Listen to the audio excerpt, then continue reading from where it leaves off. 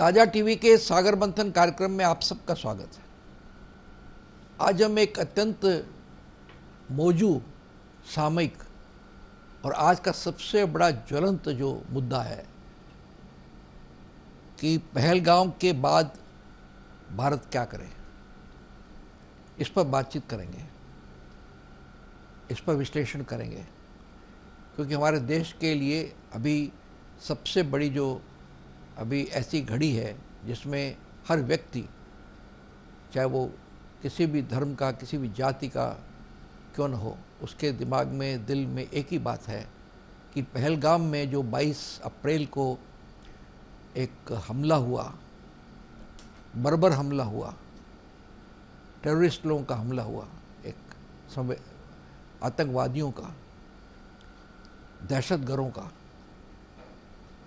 कश्मीर पटरी पर आ गया था, स्थिति करीब करीब नॉर्मल हो गई थी।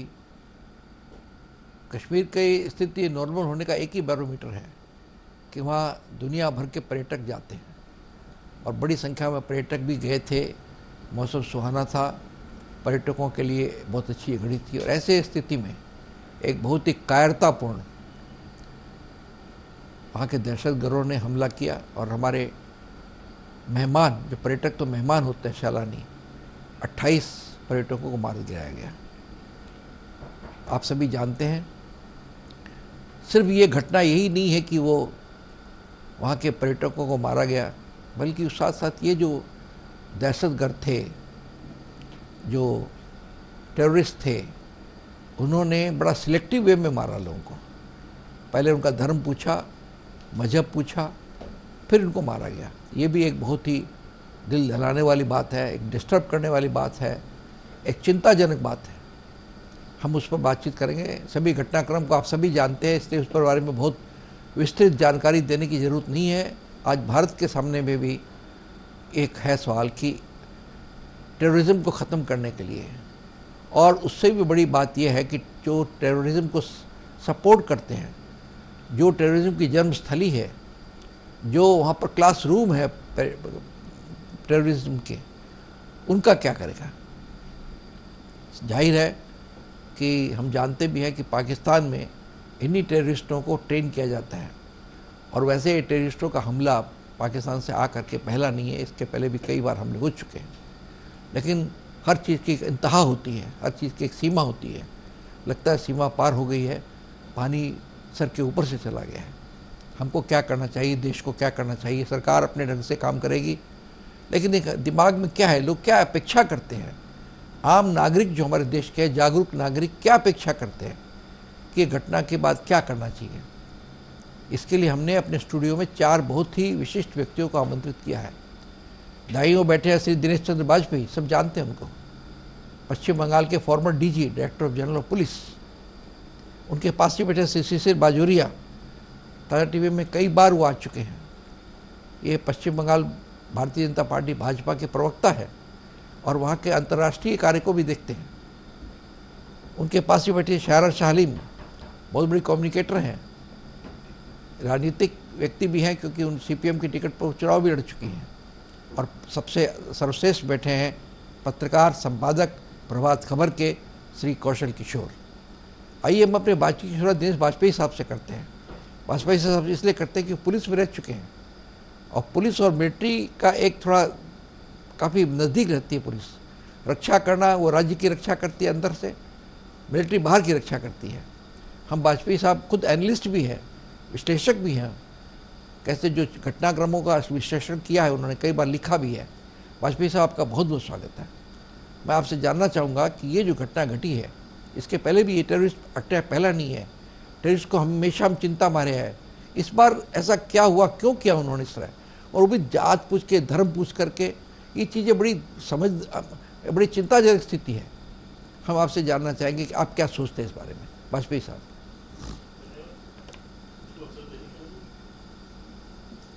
पहले भी अजय साहब ने कहा कि बहुत घटनाएं हुई हैं। कुछ ही दिनों पहले एक तीर्थयात्री जा रहे थे, उनकी बस में हमला हुआ था। उसके पहले सिखों के ऊपर हमला हुआ था। तो ये सांप्रदायिक आधार पर ये आतंकवाद करना, ये पाकिस्तान की अपनी विचारधारा के अनुकूल ही है। ये शुरू से ही हम लोग बचपन में हमने सुना था कि पाकिस्तान में कहा जाता था कि लड़ के लिया है पाकिस्तान, हंस के लेंगे हिंदुस्तान। और एक वो कहते थे कि पाकिस्तान का परचम लहराएगा लाल किले पर। अयूब खान जब पहले वो हुए, पहले मार्शल लॉ वो एडमिनिस्ट्रेटर हुए, फिर प्रेसिडेंट हो गए, तो वो ये कहा करते थे। उसके बाद से ज़ियाउल हक वगैरह सब ने, ज़ियाउल हक ने तो पूरा धर्म के ही आधार पर पूरी व्यवस्था करी थी। तो और आतंकवादी क्या करते हैं, आतंकवादी जब कोई इतनी बड़ी घटना को अंजाम देते हैं तो उनका मेन मुख्य उद्देश्य क्या होता है? प्रचार और प्रसार। प्रचार किसका? अपने दल का, आतंकवादी दल का, उसकी विचारधारा का, आइडियोलॉजी का, और पूरे विश्व का या पूरे देश का ध्यान आकर्षण करने के लिए। तो ये धर्म के आधार पर चलता था। और कश्मीर के ऊपर उनको जो क्लेम है वो भी केवल सांप्रदायिक उसके ऊपर आधारित है, क्योंकि वहाँ पे मुसलमान रहते हैं इसलिए।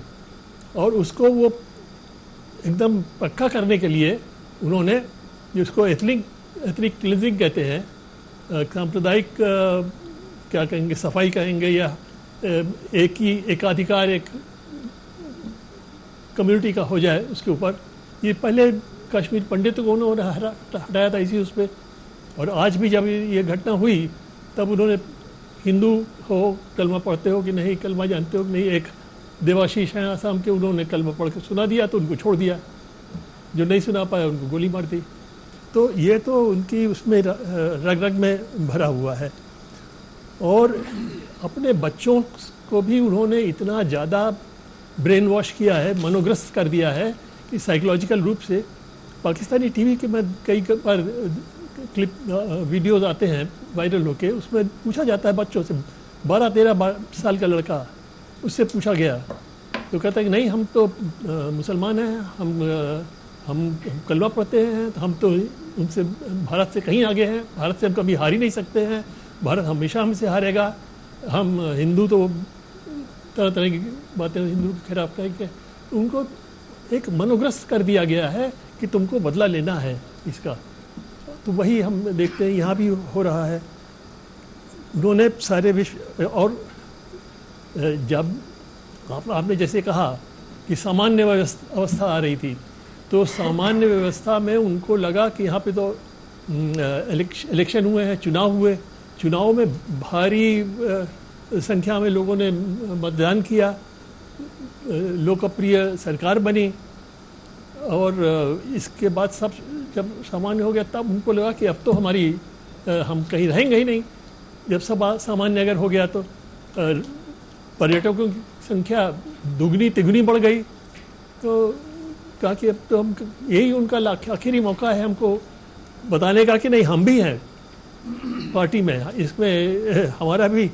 क्योंकि जब ये भारत यूनाइटेड नेशंस में गया था तो उस कंप्लेंट थी कि हम, इनका आक्रमण हुआ है, पाकिस्तान से हम आक्रमण से ग्रसित हैं, लेकिन उन्होंने उसको बना दिया, वहाँ के यूएसए और अमेरिका वगैरह ने मिल, यूएसए और इंग्लैंड वगैरह ने मिल के, कि नहीं, दो देशों में मतभेद है सीमा को लेकर। तो मतभेद में वो भी एक पार्टी बन गया। तो उसको बार बार ये दिखाना रहता है कि हम पार्टी हैं सब। उसके बाद 370 के बाद उसने 370 का विरोध किया, हटाने का विरोध किया। तो जब स्थिति सामान्य, जैसे आपने कहा, हो गई, तब उसको लगा कि अगर ये भी हो गया, 370 भी हो गया, सब सामान्य भी हो गया, पर्यटक बढ़ते रहे, आर्थिक उन्नति, नए रेल सिस्टम बन रहा है, ब्रिजेस बन रही हैं, बड़े बड़े पुल बन रहे हैं, आर्थिक अवस्था बढ़ रही है, तो तब उसने उसको करने के लिए ये काम मेनली यही। वाजपेयी साहब ने बताया कि ये हमला जो हुआ है कैसे हुआ, किस समय हुआ। Time is very important. उन्होंने पहले शुरू में कहा जब पाकिस्तान बना था, उसके बाद भी कई लोगों ने, वहाँ के पाकिस्तान के लोगों ने इस तरह के स्टेटमेंट दिए थे। अयूब खान ने कहा था कि हम लाल किले पर लहराएगा परचम, और अभी लड़के लिए है पाकिस्तान और क्या कर लेंगे हिंदुस्तान। तो एक दिमाग में उनके उस वक्त से फितूर घुसा हुआ है ये। और ये जो वो हमला करते हैं इस तरह से, वो 2-3 कार्ड से करते हैं। एक तो प्रचार के लिए, पूरी दुनिया को मालूम हो जाए कि टेररिस्ट यहाँ पर है, और ये इस वक्त किया जब कश्मीर करीब करीब नॉर्मल सिचुएशन में आ गया। तो सबसे बड़ा प्रमाण है कि इस बार बड़ी संख्या में सैलानी देश के भी और कुछ विदेश के भी वहाँ पर गए थे। करीब जिस जगह घटना घटी है पहलगाम के, उसमें करीबन 2-2.5 हज़ार वहाँ पर पर्यटक थे, परिवारों के साथ थे, जिसमें 1-2 मिलिट्री के लोग भी थे। ऐसे समय में उनको लगा टेररिस्टों को कि ये तुम्हारी हार है कि कश्मीर नॉर्मल हो रहा है, कश्मीर पर्यटन हो रहा है, कश्मीर प्रगति भी हो रही है। प्रगति में ट्रेन का उद्घाटन तो प्रधानमंत्री खुद करने वाले थे, वंदे भारत का मौसम खराब होने की वजह से कर नहीं पाए। ऐसी स्थिति में अगर हम चुप रहेंगे तो लोग समझेंगे कश्मीर तो पूरा हिंदुस्तान का ही है। ऐसे वक्त उन्होंने ये अटैक किया। बहुत समय बहुत महत्वपूर्ण है। उन्होंने कहा कि वहाँ पर जो जैसा वाजपेयी सरकार के बच्चों को का भी ब्रेन वॉश किया जाता है, और चुनाव के बाद चूँकि लोकप्रिय सरकार बन गई थी, तो ऐसी स्थिति में वो उनको बेचैनी हो गई कि ये कश्मीर नॉर्मल हो रहा है और हिंदुस्तान का पक्ष मजबूत हो रहा है। इस प्रकार ऐसी स्थिति में हमको अटैक करना चाहिए, और अपनी प्रेजेंस को फील कराने के लिए उन्होंने अटैक किया। ये वाजपेयी साहब के कहा कि ये बहुत बड़ी एक चुनौती है हमारे सामने में, देश के सामने में। आइए हम बात करते हैं श्री शिशिर बाजोरिया जी से, जिनके बारे में मैंने आपको बताया कि वो भारतीय जनता पार्टी में अंतर्राष्ट्रीय सेल को देखते हैं। बाजोरिया जी, आपका बहुत बहुत स्वागत है। 2-3 बातें हम आपसे, चूँकि आप इस पार्टी के रूलिंग पार्टी की व्यक्ति हैं, कई लोगों के दिमाग में है कि कश्मीर के बारे में प्रधानमंत्री ने भी कहा था, गृह मंत्री ने भी कहा, और चुनाव भी हुए वहाँ पर, चुनाव में अच्छी वोटिंग हुई, सरकार जो भी बनी वो लोकप्रिय सरकार बनी। तो हमको बताया गया कि बस अब नॉर्मल हो गया सब, कश्मीर इज एब्सोल्युटली नॉर्मल, हमको लगा, सबको लगा। ऐसी स्थिति में वो इस सिचुएशन को असेसमेंट क्यों नहीं कर पाए कि नहीं नॉर्मल नहीं हुआ, वहाँ पर अभी भी एक बहुत बड़ा टेररिस्ट हमला हो सकता है, पहली बात। दूसरी बात तो ये कहता है कि भाई आज पूरे वर्ल्ड में इसके ऊपर चिंता प्रकट की गई है, पूरे दुनिया के अंदर में कहा गया है, सब कौम में सब जाति के लोगों ने टॉर्च लेकर निकले हैं, कोई लेकर निकले हैं।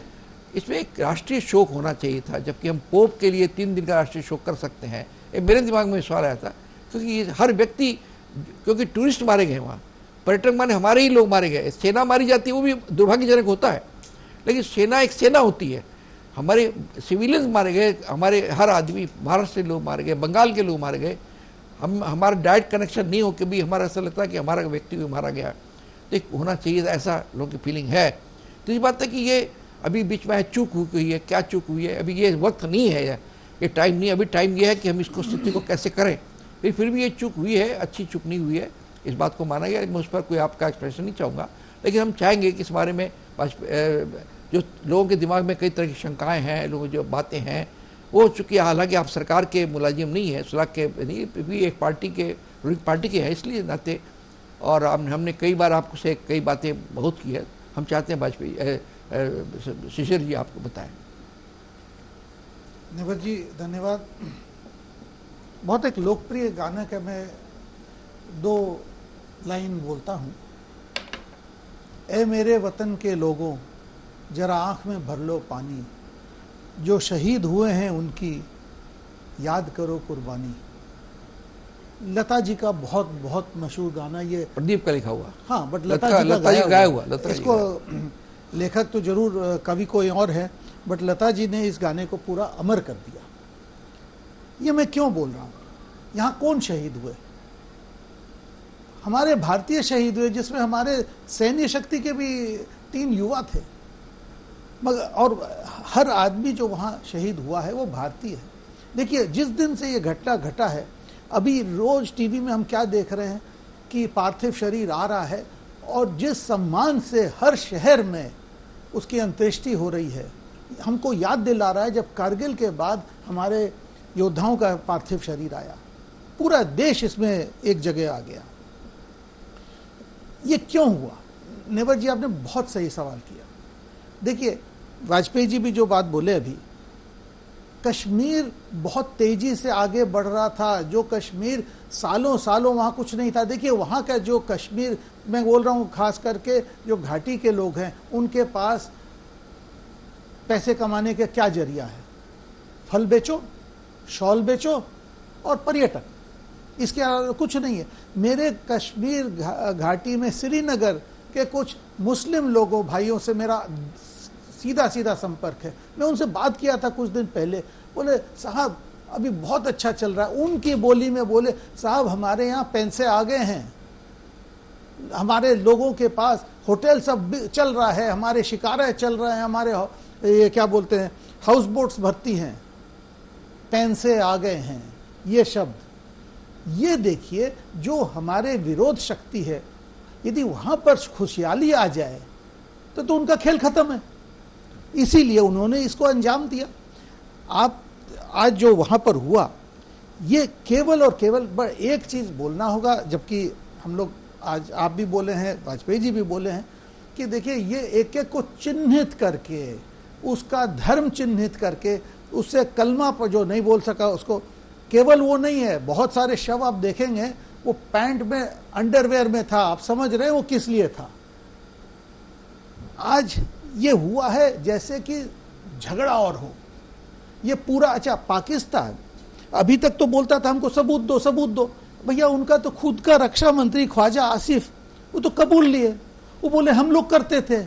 अब बोलिए 30 सालों से हम लोग करते थे, अब वो किसी और पे दोष लगा रहे हैं। दोषारोप करो, तुम्हारी मर्जी, बट खुद तो कबूल लिए कि इसके जड़ के फसाद, इसके जननी तो तुम थे, वो खुद कबूल लिए। अब तो शायद सबूत नहीं मांगेंगे हमसे।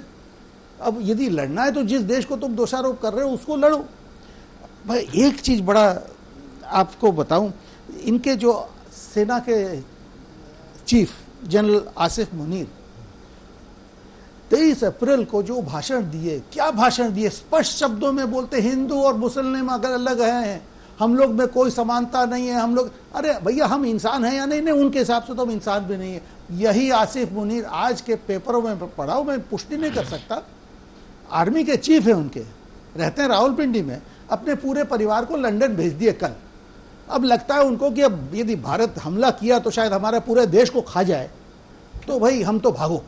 तो अब इसमें एक इनका बड़ा सब एक इसमें थोड़ा सा सब्जेक्ट से हट के बोलता हूँ, 1998 के बाद एक आर्मी चीफ नहीं है पाकिस्तान का जो रिटायरमेंट के बाद पाकिस्तान में बसा हो। 5 के 5 आर्मी चीफ, जनरल मुशर्रफ से चालू करके जनरल बाजवा तक, जिस दिन रिटायर किए पूरे परिवार को लेके भागे। ये तो वहां का है। अब आपका जो सवाल है, देखिए खुशहाली का मैं आपको बोला क्योंकि वो आ गया था, आ रहा था धीरे धीरे। कश्मीर क्या, मैं तो बोलता हूँ अच्छे गति से सामान्य हो रहा था। इतने पर्यटक क्यों गए? आज हमारे देश में पर्यटन की जगहों का कभी नहीं है, बट कश्मीर तो सबको हम तो उसको भूस्वर्ग बोलते हैं, तो वहाँ पर लोग गए। अब इनको ये दंड मिलेगा। अब इससे एक तो हुआ कि कश्मीर में अब लोग जाने से डरेंगे, इसमें कोई दो बात नहीं है। हाँ, भारत सरकार ने क्या कदम उठाया मैं आपको बिंदु में बोल दूं। हमारे जो केंद्रीय मंत्रिमंडल का सुरक्षा समिति है, सिंधु जल संधि को हमने स्थगित कर दिया, सीमा को बंद कर दिया, वीज़ा रद्द कर दिया और 48 घंटा और 7 दिनों का मोहलत दिया गया। 7 दिन वो जो चिकित्सा के लिए आए हैं वापस जाओ, लोग वापस जा रहे हैं। दूतावासों को 55 से 30 कर दिया गया और जो 3 उनके सैन्य सलाहकार, जिसको हम डिफेंस अटैचे बोलते हैं, उनको अवांछित व्यक्ति घोषित कर दिया गया, डिप्लोमेटिक भाषा में पर्सोना नॉन ग्राटा। सिंधु जल संधि, इस पे लोग बोलते हैं ये क्या है, क्या? बहुत सिंपल, आप छोड़ दीजिए, हम इसमें क्या इफेक्ट होगा। आप पाकिस्तान में देख लीजिए, जिसको बोलते हैं ना, हम एक बार छींके वहाँ निमोनिया हो गया। जिस दिन से ये ऐलान हुआ, क्योंकि 1960 नेहरू जी और जनरल अयूब के हस्ताक्षर से ये संधि हुआ, जिसमें 70% पानी जा रहा है पाकिस्तान को, 30% हमारे पास है। उस दिन से 3 युद्ध हुए, हम कभी इस पे हाथ नहीं लगाए, अब की हाथ लगा दिए। वहाँ पर तो निमोनिया हो गया, सब कोई को पता। हाँ, लोग बोलते हैं कि भाई आप इतना जल स्रोत कैसे रोक लोगे, टाइम लगेगा, मगर एक चीज़ बता दें, अप्रैल महीना में उनके बुनानी होगा खरीफ का। समस्या यहीं से चालू हो जाएगा। और इसके लिए हमारे बात को मत देखिए, उनका कराची का जो बहुत मशहूर अखबार है डॉन, वो पढ़ लीजिए, उससे आपको पता चल जाएगा वहाँ पर क्या हो रहा है। त्राही त्राही मच गया है केवल एक घोषणा से कि ये। दूसरा है, आज पाकिस्तान में 80% सिंचाई इस संधि के भीतर हो रहा है। कम से कम 160 करोड़ हेक्टेयर जमीन की सिंचाई हो रही है। वहां पानी नहीं रहेगा। ये बोलेंगे नहीं तो ये अंतर्राष्ट्रीय करार, बोलो भैया जो बोलो। इसके संगे संग हमारे जो इस पूर्व में जो हमारे पड़ोसी हैं वो आजकल बहुत उछल रहे हैं। वो भूल गए कि पाकिस्तान ने जो शिमला करार को बोला कि हम स्थगित कर रहे हैं, तो बांग्लादेश का जन्म तो शिमला करार के अंतर्गत हुआ है। तो क्या अब आपका देश ही मिट जाएगा? इनसे जरा मैं पूछ रहा हूँ, ये मत भूलिएगा हमारे मित्र इधर कि आपके पास तो जो भी पानी जाता है हमारे थ्रू ही जाता है। तो यदि वो वहाँ पर सिंधु जल करार रुक सकता है, तो यहाँ जो गंगा पद्मा करार है या ब्रह्मपुत्र से जो पानी आता है, अब इसमें मैं ज़्यादा नहीं बोलता। शिशिर जी ने बहुत सी बातें हमारे सामने रखी। उन्होंने शुरू किया लता मंगेशकर द्वारा गाया हुआ और कवि प्रदीप द्वारा लिखे हुए उस बहुत फेमस गीत को, जिसको नेहरू के समय उन्होंने गाया था, बड़ा फेमस, जरा आँख में भर लो पानी, जो शहीद हुए हैं उनकी याद करो कुर्बानी। ये बात बिल्कुल आज हर व्यक्ति के आँख में पानी है, हम उन शहीदों को याद कर रहे हैं। उन्होंने कश्मीर की स्थिति बताई कि आज कश्मीर में क्या होगा। जो वहाँ के लोग हैं, जो अभी नॉर्मल होने के बाद एक उनके चेहरे पर हंसी आई थी, चेहरे पर एक रौनक आई थी कि चलो अब कारोबार हो गया, लोग स्कूटर में, काम में, पर्यटन वहाँ का सबसे बड़ी इंडस्ट्री है, सबसे बड़ा उद्योग, सबसे बड़ा व्यापार पर्यटन है। उनके शॉल बिकते हैं, स्वेट कपड़े बिकते हैं, वो सब के सब वहाँ पर एकदम जो अभी कुछ दिन से खुशहाल हुए थे, अब खुशियों की आशा आई थी, वो सब का सब खत्म हो गया उनका एकदम। एक इस घटना से पूरा स्मैश हो गया उनका कम्प्लीटली। और वो चाहते, इसका मतलब जो जिस ढंग से हुआ है वहाँ पर कातिलाना हमला हुआ, हमारे 28 पर्यटक मारे गए, और जिस ढंग से वो धर्म पूछ के किया, तो उसका मतलब उनका मकसद था कि और बढ़े झगड़ा, हमारे उनके बीच की दूरी जो है उतनी ज़्यादा हो कि हम एक दूसरे को शक करने लग जाएं, हम एक दूसरे के दुश्मन हो जाएं। माने घर में, हमारे अपने ही घर में एक सिविल वार जैसी सिचुएशन हो, ये मकसद था उनका। ये स्क्रिप्ट जिसने भी लिख करके दी उनको स्क्रिप्ट, उन्होंने स्क्रिप्ट उसको पढ़ी है, उसका एक मकसद, खास मकसद है कि हमारे देश में एक सिविल वार जैसी सिचुएशन हो जाए। और जो अभी हमारे यहाँ, ठीक है, कुछ ऐसा भी है भी, लेकिन कुछ ऐसा भी हम लोग आप सौहार्द भी है, हम लोग रहते भी है साथ में, इसको ख़त्म करने के लिए किया उन्होंने। पाकिस्तान के रक्षा मंत्री सबूत मांगते थे मंत्री, अब तो उनके रक्षा मंत्री ने स्वीकार किया कि हम इतने साल से किसी के कहने पर हम वहाँ पर टेररिज्म को हमने शिकायत की है।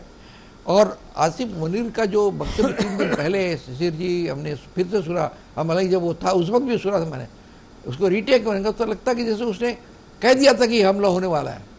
हमको तो ये तो हम लोग समझ ही नहीं पाए कि तो जो आर्मी ओपन चैलेंज कर रहा है, इसका मतलब एकदम पूरा वहाँ की जो आर्मी का चीफ है उसका सजा हुआ है कम्प्लीटली, उसका ब्रेन, उसके ब्रेन है वो। और ये एक बहुत इंटरेस्टिंग बात उन्होंने कही कि उसी आर्मी चीफ के जब भी देखा भी होगा तो अपने परिवार को उन्होंने लंदन भेज दिया। और बाकी भी इसके पहले भी जितने आर्मी चीफ हुए सब जाकर के जब रिटायर हुए तो उसका लंदन जाकर बस गया, क्योंकि उनको पाकिस्तान सेफ नहीं लगा।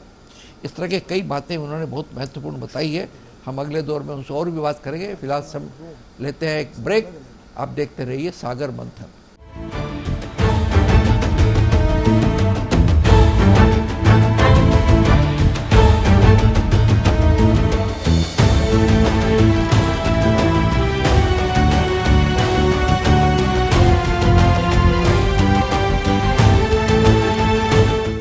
सागर मंथन कार्यक्रम में फिर आपका स्वागत है। हम परिचर्चा कर रहे हैं पहलगांव, अब भारत क्या करे।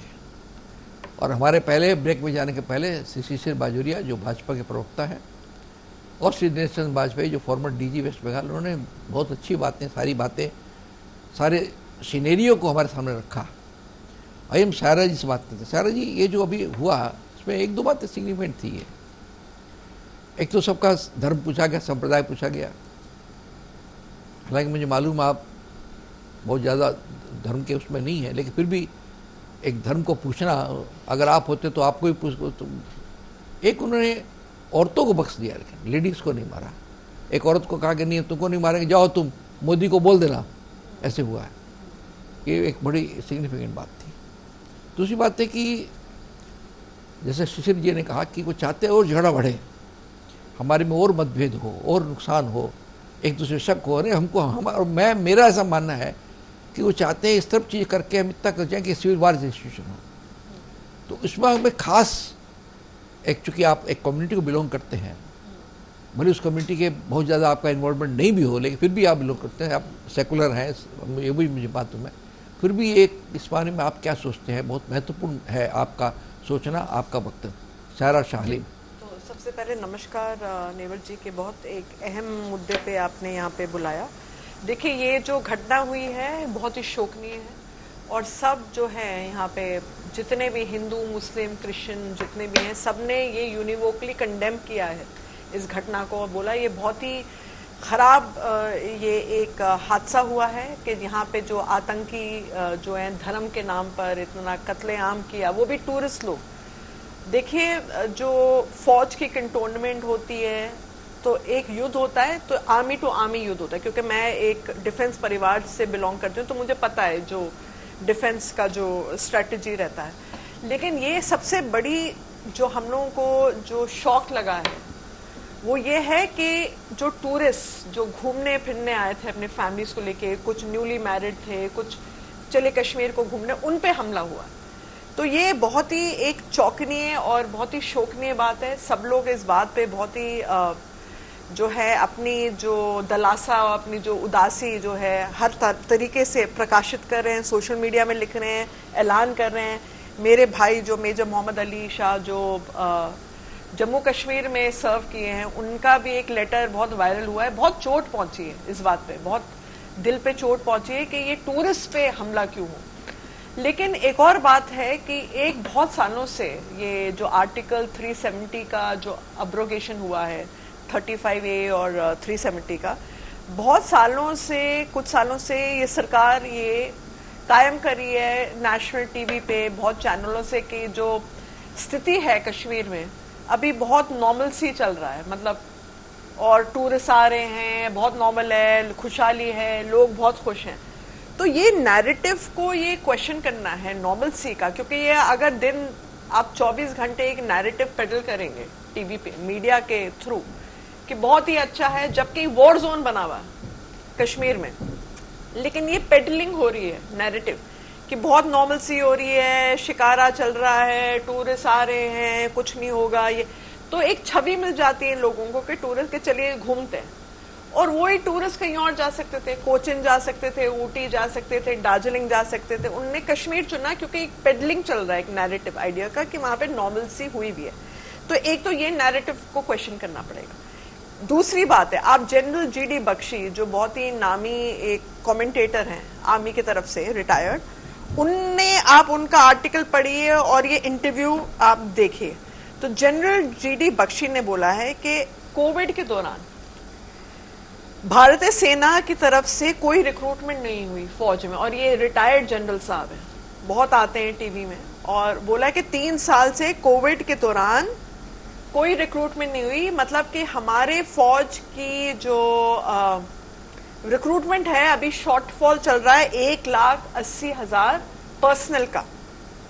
और जनरल GD बख्शी ने ये भी बोला है कि एटलीस्ट जो हम लोगों की स्ट्रेंथ थी जो और जो सैंक्शन स्ट्रेंथ होनी चाहिए उससे बहुत पीछे हैं हम लोग, ठीक है।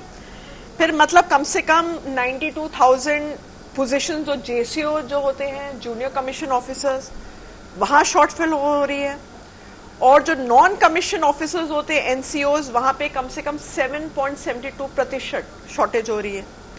फिर आप ऑफिसर केडर को देख लीजिए, द आर्मी हैड 42,095 सोचिए ऑफिसर्स, लेकिन अब देखिए सैंक्शन स्ट्रेंथ अभी जो है 50,538 है, मतलब कि एक शॉर्टेज है 16% से ज्यादा शॉर्टेज है, ठीक है।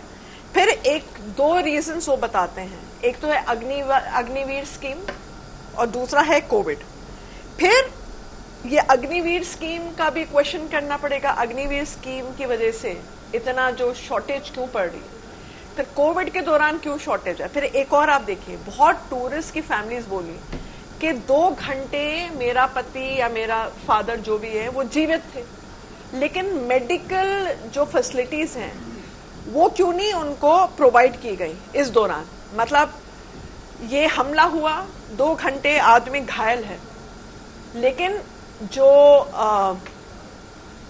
मेडिकल जो फैसिलिटीज हैं उनको भी क्वेश्चन करना पड़ेगा। जो कश्मीर जो एक नॉर्मलसी का जो पेडलिंग हो रही है बहुत नॉर्मल है, तो मेडिकल फैसिलिटीज कहाँ थे, आपके डॉक्टर्स कहाँ थे, वो लोग क्यों नहीं वो एक क्विक जो होता है रिलीफ, वो क्विक रिलीफ क्यों नहीं मिली। तो बहुत सारी चीजें हैं कि यहाँ पर हम लोग, जैसे भारतीय सरकार ने क्या बोला, जो नी जर्क रिएक्शन होता है, ये बोला कि इंडस वाटर ट्रीटी का हम लोग वो कर लें। देखिए, इंडस वाटर ट्रीटी कट करने से कुछ लाभ नहीं है, क्योंकि जब भी युद्ध होता है वो हानिकारक होता है हर देश के लिए। मतलब इंडिया को होगा ही, क्योंकि वो एकदम चाइना वहां पे घुस जाएगी, और आपको पता है पीएलए तो एकदम रेडी है मतलब युद्ध को और पाकिस्तान को सपोर्ट करने। आपने पाकिस्तान चाइना का इकोनॉमिक कॉरिडोर के बारे में भी सुनना होगा।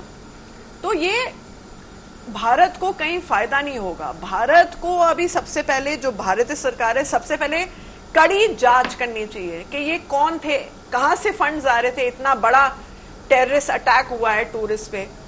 हमने देखा कि अडानी जो अभी गुजरात में इतने करोड़ों करोड़ों का ये जो है पोर्ट के दौरान इतना इलीगल जो पैसा आया है अदानी पोर्ट में, वो कहां से पैसा आया है, और वो जो पोर्ट में जो पैसा है वो कहां इस्तेमाल हो रहा है, क्या चैनल्स हैं उसके, उसका भी आप जांच पड़ताल करिए कि इतना ये जो फंडिंग हो रही है इतनी बड़ी टेररिस्ट अटैक का, कुछ तो फंडिंग हो रही होगी, वो पैसा कहां से आ रहा है, क्या चैनल है, क्या माध्यम है। तो ये अब सबसे पहले युद्ध का ऐलान करने से पहले सबसे पहले तो एक कड़ी आप कार्रवाई करिए कि कौन किसका हाथ था इतनी बड़ी घटना के पीछे, और ये पैसे कहां से आए, क्या लिंक था। और तीसरी बात है कि ये मेडिकल फैसिलिटीज, कोई मेडिकल फैसिलिटीज नहीं है, तो समय का भी यहाँ पे आप देखिए पाबंदी नहीं हुई, समय भी नष्ट हुआ, हेल्थ फैसिलिटीज कुछ नहीं थी। बेसिक अगर आप 370 एक आर्टिकल को एब्रोगेट करते हैं, आप ये तो देखना चाहिए कि वैली में बेसिक मेडिकल फैसिलिटीज तो हो। इतना बड़ा अटैक हो गया और लोग घायल ऐसे लेटे हुए without any medical emergency aids, तो वो भी करना होगा। और तीसरी बात, जो जनरल जीडी बख्शी साहब ने जो इतना बड़ा इंटरव्यू दिया है टीवी पे भी और लिख के भी दिया है कि हमारी जो रिक्रूटमेंट प्रोसेस कोविड के दौरान क्यों ये कमियां क्यों हो गई, क्योंकि कश्मीर इतना सेंसिटिव जोन है, वहां पे तो फौज का एक फुल तलात होना चाहिए, तो कुछ तो कमी हामियां रही होंगी। फिर इंटेलिजेंस फेलियर कि भाई इतनी बड़ी टूरिस्ट एरिया में लोग अलग अलग स्टेट से आए हुए हैं, आपका इतना बड़ा इंटेलिजेंस फेलियर कि कौन प्लान किया है। देखिए, फटाफट 1 घंटे में तो प्लान होता नहीं है। अगर कोई इस तरह का हमला करता है, एक बहुत मेटिकुलस प्लानिंग चलती है, महीनों प्रॉब्ली साल भर लग जाता है। तो ये मेटिकुलस प्लानिंग जो चल रही है इतना बड़ा अटैक के ऊपर, मासूमों के ऊपर, तो इसके पीछे कौन है, हम लोगों का इंटेलिजेंस फेलियर ने क्यों नहीं पिकअप किया कि इतना बड़ा अटैक हो रहा है या होगा। तो ये सब खामियां देखिए, कोई भी अगर सरकार, अगर अमेरिका में होता, उसी दिन जो सरकार है वो रिजाइन करके बैठ जाती। वो ये अब देखिए इसका क्या असर हो रहा है। कलकत्ता शहर में एक डॉक्टर, अभी बहुत बड़ा केस हुआ फेसबुक पे, एक गायनोकोलॉजिस्ट बोलती हैं कि मैं एक मुस्लिम प्रेग्नेंट वुमन को की ट्रीटमेंट नहीं करूंगी क्योंकि आपके कौम लोग ये अटैक किए हैं। और मुसलमान जितने भी लोग हैं सब कह रहे हैं कि भाई ये बहुत ही खतरनाक और बहुत ही शोकनीय किस्सा है। कोई भी मुसलमान यहाँ पे नहीं बोला कि भाई अच्छी बात हुई, सब शोक में हैं, सब इस बात की निंदा करते हैं, कड़ी निंदा करते हैं। कश्मीर भाई बहन भी, कश्मीरी भाई बहन, उनने वो कैंडल लाइट विजिल्स निकाले वो शौक में है कि भाई हमारा टूरिज्म सफर कर रहा है, हम लोग कहाँ रहेंगे। वो आपने देखा होगा एक जो फर्स्ट रिस्पॉन्डर थे जब अटैक हुआ, वो एक कश्मीरी वो पोनी राइडर थे, उनका भी वो भी शहीद हुए इस अटैक में। तो ऐसी बात नहीं है कि अगर ये कोई अटैक होता है आप एक कौम पे पूरा जिम्मा डाल देंगे कि हर कोई चीख चीख के बोल रहा है कि हम जिम्मेदार नहीं है, बल्कि सरकार को ये देखना चाहिए जो क्लेम्स कर रहे हैं कि भैया एकदम सेफ हो गया है, वो जायज है या नहीं ये क्लेम। दूसरी बात है इंटेलिजेंस को तगड़ा करिए, इंटेलिजेंस कहाँ लैप्स हुआ है उस पर भी प्रश्न होने चाहिए, उस पर भी सवाल होने चाहिए। उस पर सवाल क्यों नहीं हो रहे? कोई और कंट्री में अभी तक सरकार इतना बड़ा हमला हुआ अभी तक रिजाइन कर लेती, लेकिन अभी क्या ऐलान हो रहा है, हम युद्ध की तैयारी कर रहे हैं। भैया युद्ध की तैयारी कर रहे हैं, आप जाएंगे क्या युद्ध में? हमारे भारतीय जो ब्रेव्स हैं और जो बहादुर हैं, हमारे बहादुर शहीद होते हैं, हमारी यहाँ पे बहनें जो होती हैं वो विधवा हो जाती हैं, कितनी माता होती हैं वो अपने बच्चों को खोती हैं। तो इतना आसान नहीं है। सबसे पहले आप अपने इंटेलिजेंस को तेज करिए, अपनी गवर्नमेंट को मजबूत करिए, जो आप वादे दे रहे हैं उस पर तो आप देखिए कि वो वादे पूरे हो रहे हैं या नहीं हो रहे। बस मैं ये स्पष्ट रूप में इतना कहना चाहती हूँ। सारा सालिम जी ने घटना की तो निंदा की ही, लेकिन उन्होंने कुछ सवाल भी हमारे सामने रखे। उन्होंने जीडी बख्शी के स्पीच का जो फॉर्मर आर्मी चीफ है उनके उन्होंने किया, जनरल रहे हुए हैं, उनका भी उन्होंने हवाला दिया और उनका 2-3 बातें रखी कि एक रिक्रूटमेंट जितना होना चाहिए आर्मी में वो नहीं हुआ है, आर्मी में शॉर्ट है, ऑफिसर भी शॉर्ट है। और दूसरी बात उन्होंने अग्निवीर वाली बात भी उठाई। एक बात मैं बोल के साहब, कई लोग जो वहाँ पर गोलियाँ चली उस पर वो घायल हुए, लेकिन उस वक्त कोई मेडिकल फैसिलिटी थी, अगर कोई मेडिकल फैसिलिटी होती शायद उसमें कुछ लोग जिंदा हो जाते। इंडस वाटर ट्रीटी के बारे में भी उन्होंने कहा कि इंडस वाटर ट्रीटी से कोई लाभ नहीं होगा, पानी जो है लेकिन उनका जो सबसे महत्वपूर्ण बात उनका कि ये इन टेररिस्टों को फंड कहाँ से मिलता है, इनको कहाँ से सपोर्ट मिलता है, इसकी जांच होनी चाहिए। और ये इंटेलिजेंस फेलियर था, इतना बड़ा घटना घटी, हमें पता भी नहीं पड़ा इंटेलिजेंस के बारे में भी। और ये इस तरह की जो घटनाएं होती हैं ये बड़ी लॉन्ग प्लानिंग होती है, इसमें कोई 2 दिन 1 दिन की प्लानिंग नहीं होती, लॉन्ग प्लानिंग होती है, हमें पता नहीं चला। इसकी जाँच होनी चाहिए, ये भी बहुत ज़रूरी है कि आज अगर हम युद्ध करें भी तो युद्ध में तो हम नहीं जाएंगे, युद्ध में तो सेना आएगी। सेना के दिमाग जब सेना के एक ऑफिसर ने ऐसी बात कही है तो इन सब की जांच होनी चाहिए, पड़ताल होनी चाहिए, ये कहना है सारा सालिम का। शशि जी हम बाद में नेक्स्ट एक केवल छोटा सा, हाँ ठीक है बोलिए, कोई बात। क्योंकि मैं भाजपा से हूं तो ये स्पष्ट कर दूं, हम अपने सरकार की तरफ से कहीं नहीं सुने युद्ध का ऐलान, युद्ध का घोषणा, युद्ध का कुछ नहीं सुने, बस इतना ही। ठीक है, थैंक यू। आइए अब हम ऐसा करते हैं कि अब हमारे अंतिम वक्ता जो है संयोग से एक संपादक, अखबार के संपादक हैं, और मैंने जान करके उनको लास्ट स्पीकर रखा है क्योंकि संपादक जो होता है एक निरंकुश उसका विचार होता है, वो सबकी बातें सुन करके अपने ढंग से अपने विचार रखता है। आइए हम बात करते हैं कौशल किशोर जी से, जो कलकत्ता के एक प्रमुख हिंदी दैनिक के प्रभात खबर के संपादक हैं। कौशल किशोर जी, सारे मामले को लेकर के आपका संपादकीय क्या बोलता है? जी, ये जो पहलगाम में जो घटना हुई उसके परिप्रेक्ष्य में अब हमें फिर से एक बार अपने देश को, अपने पड़ोसी को और देश दुनिया में हो रही ऐसी घटनाओं को एक बार फिर से उसका पुनरावलोकन करना चाहिए, उसका अध्ययन करना चाहिए। और जो भी वहाँ से कुछ नए नतीजे हमको मिले, हमें देखना चाहिए कि उसमें हमारे लिए क्या मुफीद हो सकता है, जिस पर हम काम करके आगे चलकर चीज़ें बदल सकते हैं।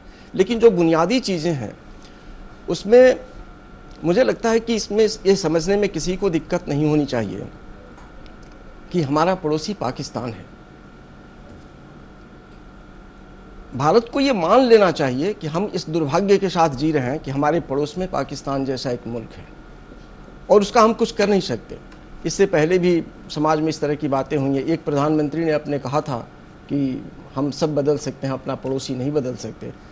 ये बात सब लोग जानते हैं, लेकिन उन्होंने कहा तो उसके बाद चर्चा ज़्यादा हुई और ख़ासकर पाकिस्तान के परिप्रेक्ष्य में ये बात अक्सर उठती है। तो हमें ये मानकर चलना चाहिए कि पाकिस्तान है, पाकिस्तान एक सच्चाई है और उसका हमारे पास जो इलाज है वो हम जैसे करते रहें, आगे हम करते रहें, इस पर तो जाना ही चाहिए। लेकिन इसे स्वीकार करके ही चलना चाहिए कि इस तरह की चुनौतियां हमारे सामने आती रहेंगी।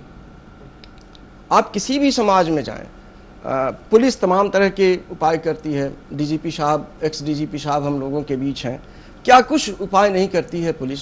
हमारे संविधान में क्या क्या प्रावधान नहीं किए गए हैं?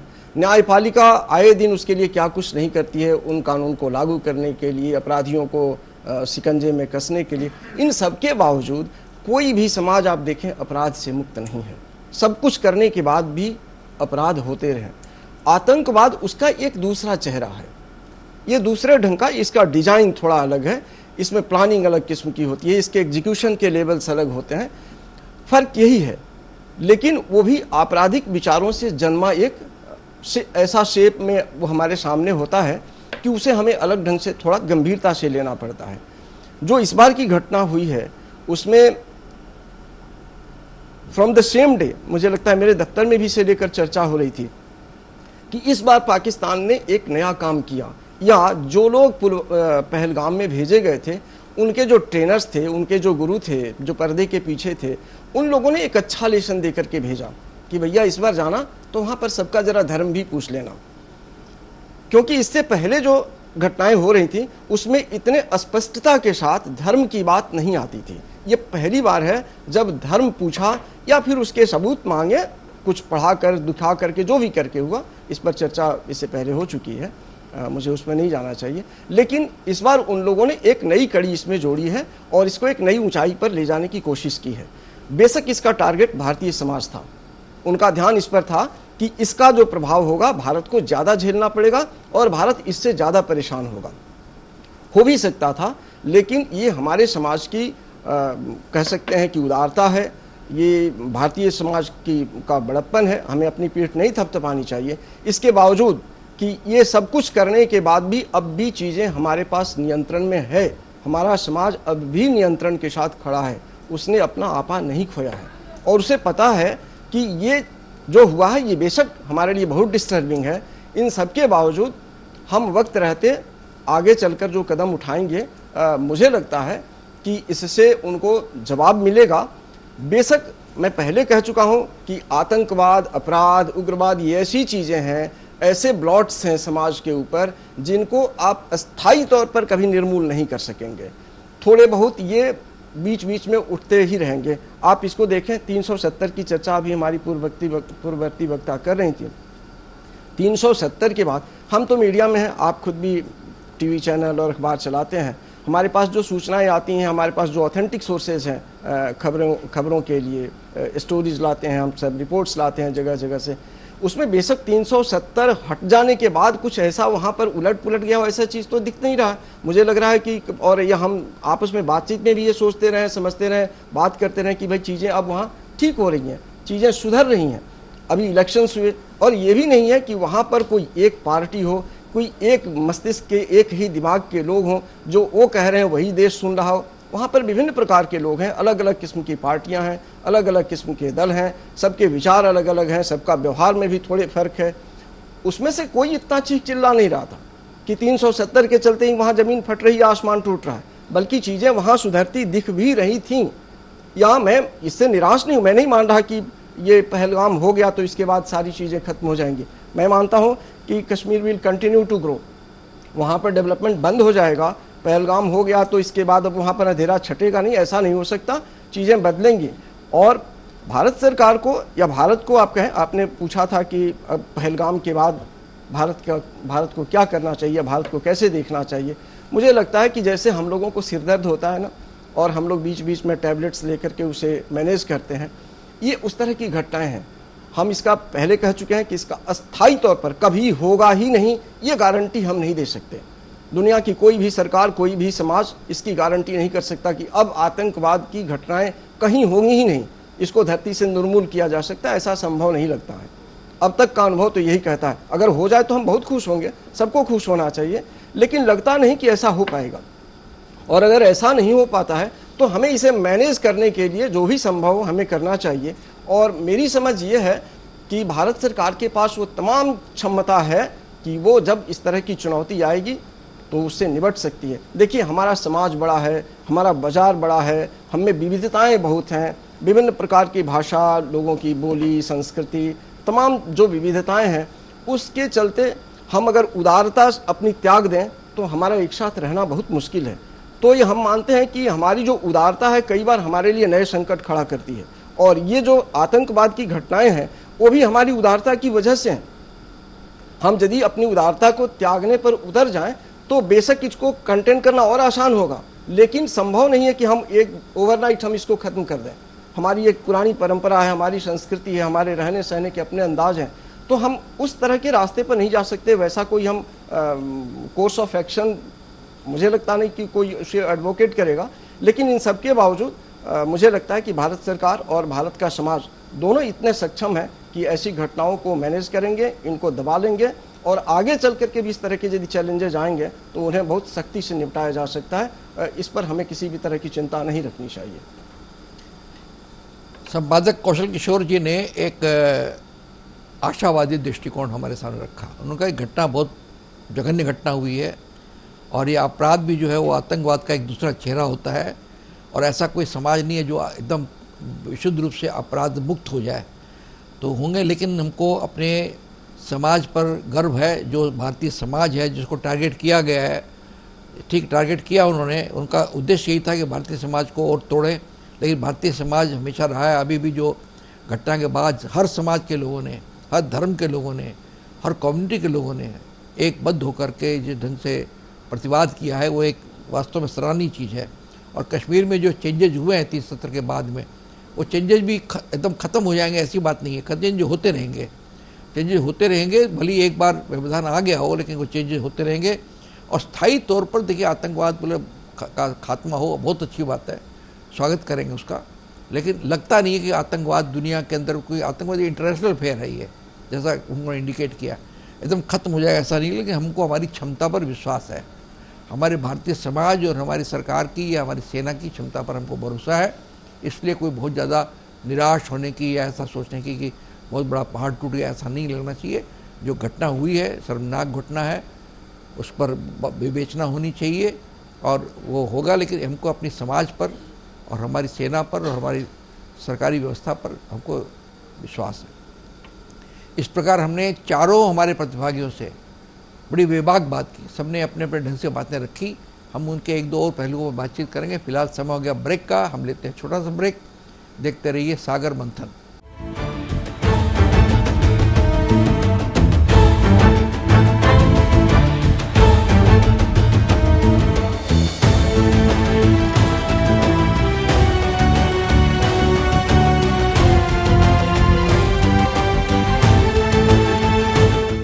सागर मंथन कार्यक्रम में फिर आपका स्वागत है। हम परिचर्चा कर रहे हैं पहलगाम भारत क्या करे।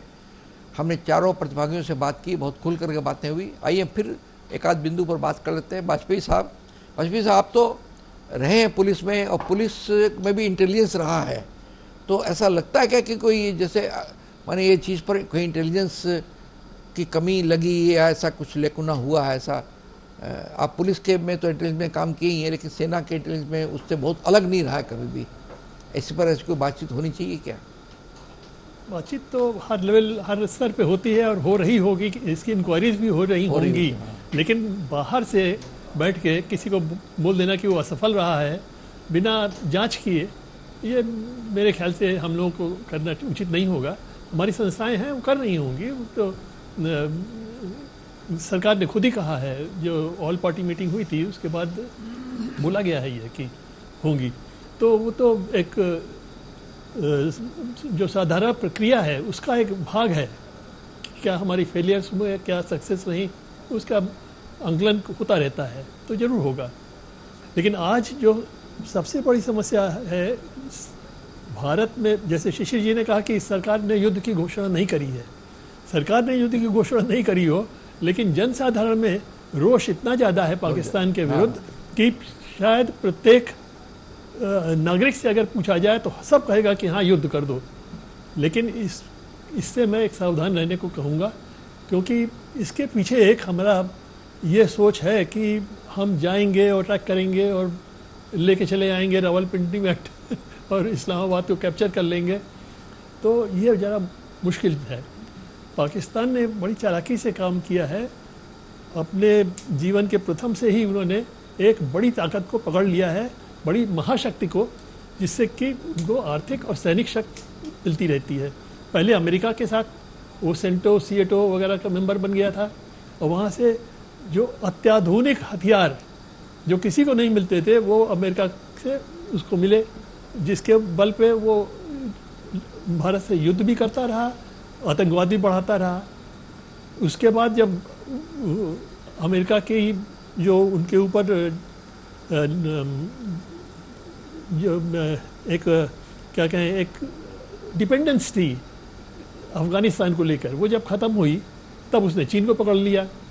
चीन से भारत के विरुद्ध काम करने के लिए उसने आर्थिक और सैनिक सहायता लेनी शुरू करी। आज चीन उसको दुनिया के सबसे आधुनिकतम अधिक हथियार दे रहा है, जो किसी के पास नहीं है। चीन ने वो लगाए, शायद अमेरिका के पास भी ना हो, वो उसने बना के इनको दे रहा है और आर्थिक सहायता दे रहा है। इसीलिए हमको सबसे पहले ज़रूरी है अंतर्राष्ट्रीय स्तर पर अपना पक्ष जो कर रहे हैं। बहुत आज चीन पाकिस्तान के साथ बहुत कम देश हैं, वो तो भिखारी देश है, वो तो बिना भीख के चलता नहीं है। आज मुस्लिम देश भी उसके विरुद्ध चले गए हैं, सऊदी अरेबिया हो, यूएई हो, वो सब भारत के साथ हैं। तो इसी को सफलता के साथ हमको करना होगा, जिससे कि उसके पास ये आर्थिक वो उसकी जीडीपी की ग्रोथ की रेट जो है 2% के करीब आ गई है, जबकि महंगाई की दर 10-12% क्रॉस कर गई है। इसका मतलब वो नीचे ही जाता जा रहा है। तो अगर हम ऐसे ही करते रहे तो उसके पास, और हमको फिर से उसको FATF में डालने की कोशिश करनी होगी। पहले भी हमने बहुत मेहनत करके उसके केस बनाया था, उसको FATF में डालने का, डाला गया, बहुत सालों से था, और फिर से हमको वही कोशिश करनी होगी। शिशिर जी, आप चूँकि अंतर्राष्ट्रीय के हैं, और जो वाजपेयी साहब ने कहा कि पहले उसने अमेरिका को पकड़ा फिर चाइना को, क्या लगता है इसका अंतर्राष्ट्रीय परिप्रेक्ष्य में क्या लगता है? बहुत संक्षेप में, सब समय नहीं हमारे पास। जिस बिंदु में बोल दूं, अंतर्राष्ट्रीय स्तर पे कल, बीते हुए कल लंदन में पाकिस्तानी दूतावास के सामने 500 लोगों का, ये सब भारतीय कोई दल के नहीं, 500 लोगों का प्रतिवाद हुआ। कोपेनहेगन जैसे छोटे शहर में 200 लोग, मेलबर्न में 1500 लोग। सबसे शर्मनाक था लंदन में पाकिस्तान के उच्चायुक्त के दफ्तर के सामने जब हमारे लोग प्रतिवाद कर रहे थे, वहाँ पर बाजा बजा के नाचे, उनके चबूतरे से एक उनके, जहाँ तक पहचाना गया है, पता नहीं, इसकी मैं पुष्टि नहीं करता, जो उनके रक्षा सलाहकार है वो खड़े होके ये इशारा किए कि गला काट दूंगा, ये इशारा किए, और क्या फोटो दिखाए, हमारे सेना, हमारे वायुसेना के अधिकारी अभिनंदन की। ये उनका रवैया था। हमारे लोग संयम बरते, प्रतिवाद किए और गए। और आज जहाँ तक हमको पता है, आज और कल के बीच में 40 शहरों में प्रतिवाद हो रहा है, ये अंतर्राष्ट्रीय स्तर पे। जहाँ तक है कि युद्ध का, मैं एकदम जो वाजपेयी जी बोल रहे हैं, मेरे पास फोन का अंत नहीं हो रहा है, सब एक ही पूछते हैं, हम युद्ध में क्यों नहीं जा रहे हैं, हम इमीडिएट अटैक। ये हमारे देश में ये जन रोष है। हमारी सरकार तो अभी तक युद्ध ऐलान नहीं करी है, और वो जो भी हमारी सरकार करेगी वो बहुत सोच के करेगी। और जहाँ तक देखिए 370 और 35A का कोई लेना देना नहीं है, वो हमारा अंदरूनी है। और जहाँ तक ये है कि कश्मीर में बहाली आई थी, कश्मीर के लोगों से पूछिए ना, हम यहाँ बैठ के क्यों बोलते हैं, वहाँ के लोगों से पूछिए कि 5 साल में जो पैसे नहीं आए थे अभी आए या नहीं आए। पर्यटक गए तभी तो आए, अब वापस वहाँ अकाल पड़ेगा। अभी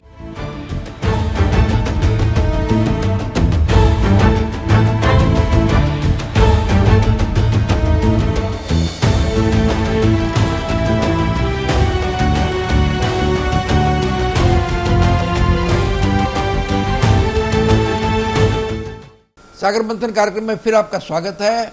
हम सागर मंथन में जो कश्मीर को लेकर के और आज अटैक को लेकर बातचीत कर रहे हैं। अब हम चाहेंगे कि अब अंत में सहरा जी फिर बताएं कि क्या कुछ बोलने वाली थी वो। देखिए, सबसे पहले मैंने ये बोला था और मैं फिर ये बात दोहरा रही हूँ कि सबसे पहले जांच पड़ताल करें, फुल फ्लेजेड, बहुत ही टाइट और सिक्योर ये होनी चाहिए इंक्वायरी के पैसा कहाँ से आया, कौन इसका आइडिएटर है, कौन इसका हेड है, हैंडलर कौन कौन है। क्योंकि अभी आपने देखा होगा कि NIA ने एक मनी लॉन्ड्रिंग जो स्मगलिंग केस है, अडानी कंट्रोल मुंद्रा कोर्ट, उनका लिंक बताया लश्कर तैयबा से। ये एनआईए बता रही है, हम लोग नहीं बोल रही है, एनआईए बता रही है। और एक चार्जशीट उनने चार्ज की थी कुछ साल पहले ये मुंद्रा पोर्ट के नारकोटिक सीजर केस में। तो ये जो इलीगल पैसा है वो क्या टेररिज्म में जा रहा है, ड्रग्स में जा रहा है, किस इलीगल चीजों में ये पैसा जो है यूज हो रहा है, उसकी भी इंक्वायरी होनी चाहिए। और हम लोग जैसे बात कर रहे हैं कि यहाँ पे कितना भी कोई तोड़ मोड़ कर ले, लेकिन भारत का जो सोल है, जो यहाँ पे शक्ति है, वो सेकुलरिज्म से आती है, वो एकता से आती है, वो अमन से आती है।